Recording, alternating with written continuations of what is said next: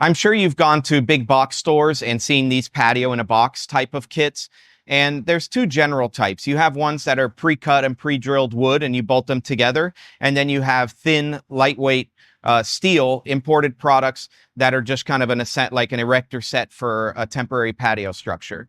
The pros of these things are that they're very inexpensive because they're factory made. So they put them all together, they take them apart, they pack flat, and then they ship them overseas. And so you can just buy one of these in a box and take it home. There's a lot of limitations with this system. Number one, you can't attach them to your home. Number two, they're definitely not a permanent addition. They're not designed to stay up for very long. So if you're having a party and you just need some temporary space, this is a great solution. If you just want to throw something up and you're just worried about the cost, this is a great solution as well.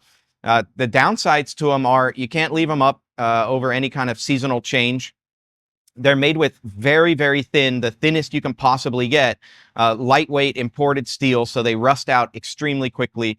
They're spray painted, so the finish doesn't last very long. I haven't seen an insulated one. You could probably consider some of the wooden ones to be somewhat insulating because wood is a good insulator. But I have seen those mainly in pergola form. And so the patio-in-a-box kits that you see at the big box stores, they're just not a good solution if you're looking for a permanent living space. They are a good solution if you're looking for a temporary shade structure.